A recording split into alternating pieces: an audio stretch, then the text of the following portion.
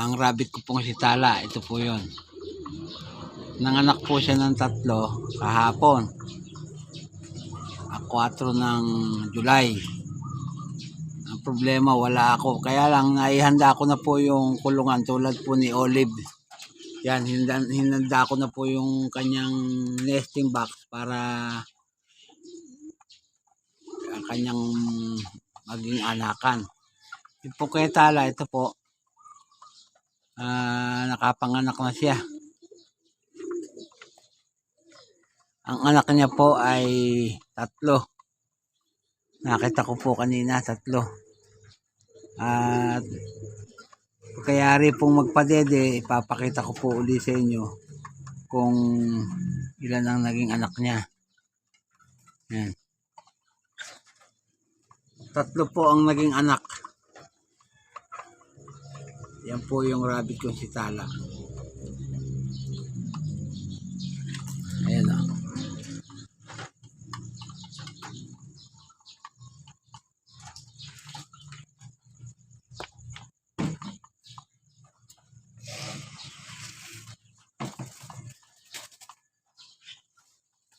Mamaya po pagkatapos niyang magpadede ay ipapakita ko sa inyo yung anak niya. Ayan, umahon na. Yun po yung mga anak niya. 3. Ayan.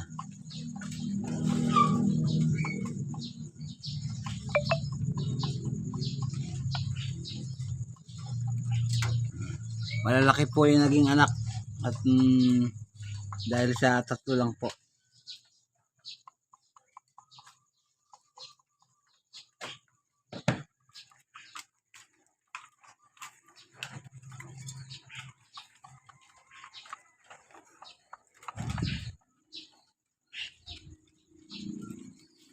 Maselan po pagka hindi natin nahimas yung inahin nito. Ang mangyayari, kakainin niya yung kanyang mga anak pagka nakaamoy ng iba.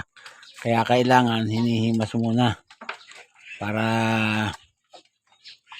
yung amoy niya kumapit sa kamay mo.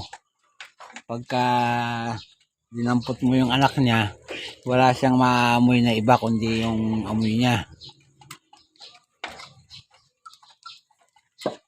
Kung minsan po talaga kinakain kapag po naamoy na may ibang humawak. Yan.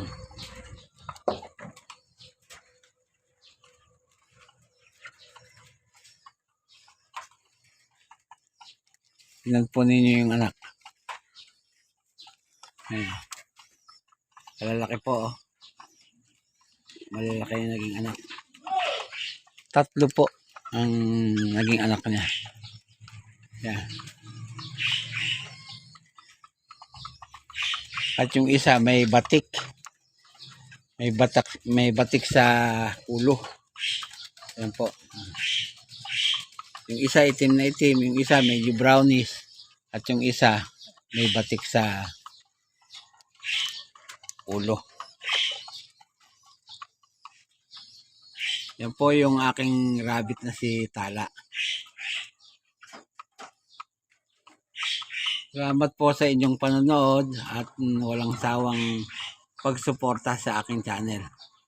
At sa huli, ay masabi kong mabuhay tayong lahat.